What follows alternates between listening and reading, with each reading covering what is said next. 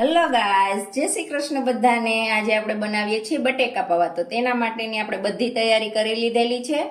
તો આપણી વસ્તુ જોશે મરચા અને આદુ, બાફેલા બટેકા લીધેલા છે, ડુંગળી અને મીઠો લીમડો અને પૌવા આપણે ધોઈને રાખી દીધેલા છે, દાણા લીધા છે, વટાણા લીધેલા છે બાફેલા, દાડમ, સેવ અને ધાણા।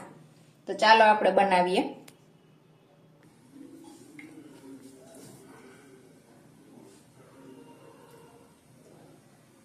પહેલા આપણે તેલ મૂકી દીધું થોડું,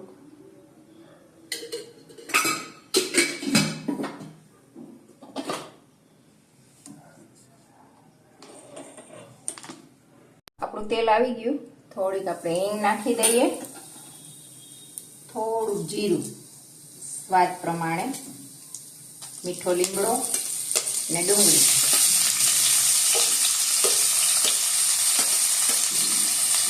આદુ મરચા,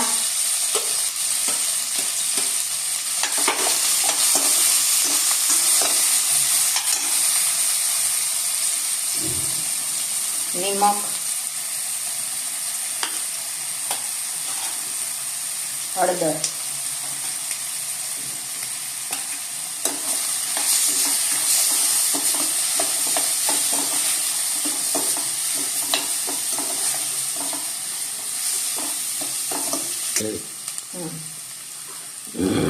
હવે આપણે વટાણા નાખી દઈએ અને બટેકા,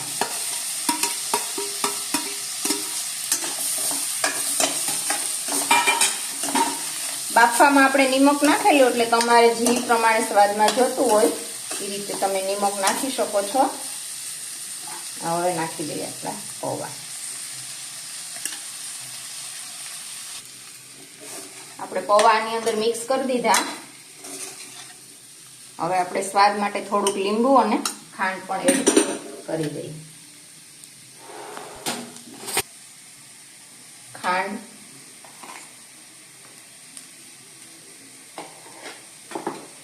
અને લીંબુ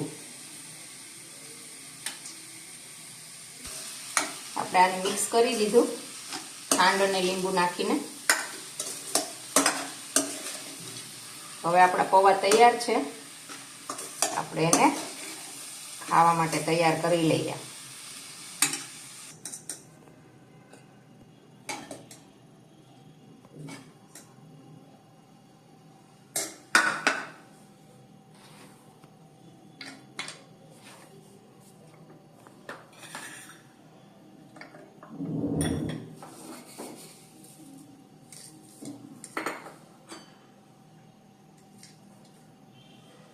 તો આપણા બટેકા પૌવા તૈયાર છે।